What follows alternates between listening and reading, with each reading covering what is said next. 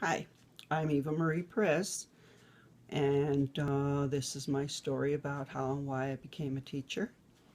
Um, I've always been a teacher from the time I taught my brothers and sisters. I tutored them, I helped them with their homework, not only my younger brothers and sisters, but a couple of my older ones too.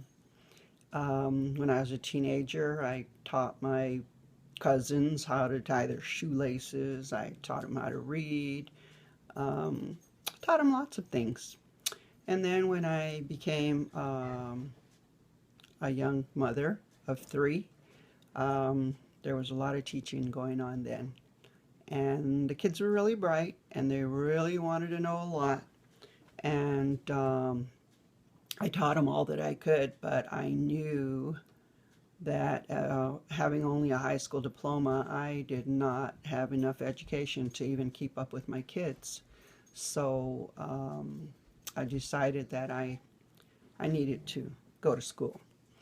And it took me a while because I went part time. I was a stay at home mom and I needed to be there for my kids. So it took me a while. In 1995, I got my associate's degree in early childhood education. Went on to get my bachelor's degree in child development in 1999, and then the following year I got my California elementary education teaching credential. Um, I started kindergarten already knowing how to read, and I was really excited to go to kindergarten and to learn. And I had a bad experience. My teacher, Mrs. Comer, she was not kind to me. Um, but she had a library in her classroom, and there were so many books, and I knew how to read. I loved to read. And even though she was unkind, I put up with it knowing that I was going to learn something in that classroom. And I was successful despite uh, her interference. But anyway, that experience stays in the back of my mind. Uh, I'm thinking, when I did my credential program, I did student teaching in kindergarten and first grade and fourth grade. And I knew my heart was in kindergarten. So I decided there and then that I was going to teach kindergarten. And the other thing I was adamant about was that I was going to teach kindergarten in my own community. I was naive. I didn't know, number one, that you didn't always get your choice, and number two, that you didn't always get to work in your own community. But that was my goal. That's what I wanted to do. I went to a job fair at Cal State Fullerton, and there happened to be a superintendent from South Whittier School District, and she was giving mock orals, not mock orals, mock interviews. And so I signed up for it, and I went in and I interviewed, and it went pretty well. Um, and then, I went on my way. And 2 days later, I got a call from South Whittier School District, and they said, "Well, we have a kindergarten position in mind for you, and if you would accept, you can come in and sign your contract this afternoon." I had no idea how lucky I was. I just thought that's the way it was supposed to happen.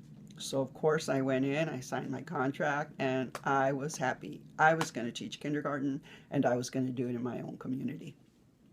So I got to work at Carmela Elementary School in South Whittier, and I loved it.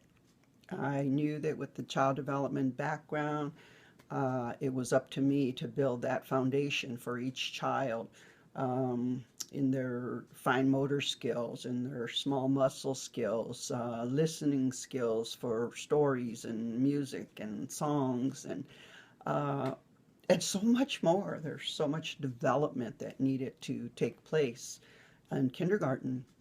I taught them concepts in math and science and language and all kinds of things. And by the end of the school year, they could read and write and a little.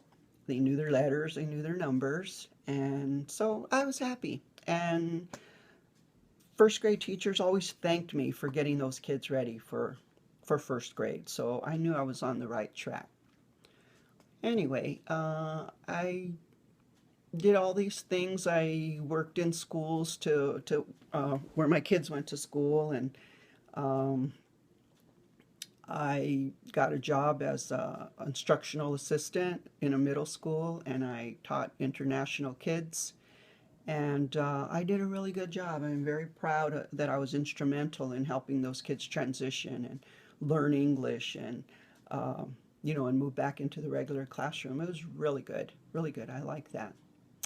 Um, anyway, so I've always had my hand in teaching in one way or another.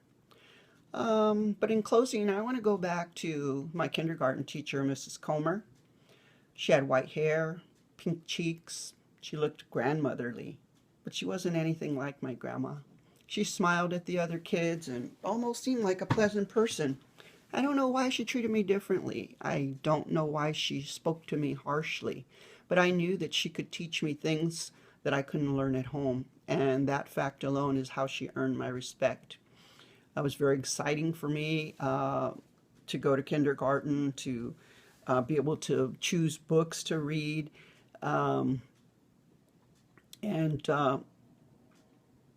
Even though she wasn't kind to me, it was still good for me because I was learning something wonderful every day.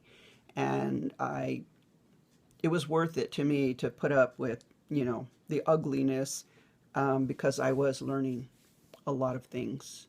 But Mrs. Comer's a reason why today I treat every kindergarten student with dignity and respect. She's the reason why my students can come up and give me a hug.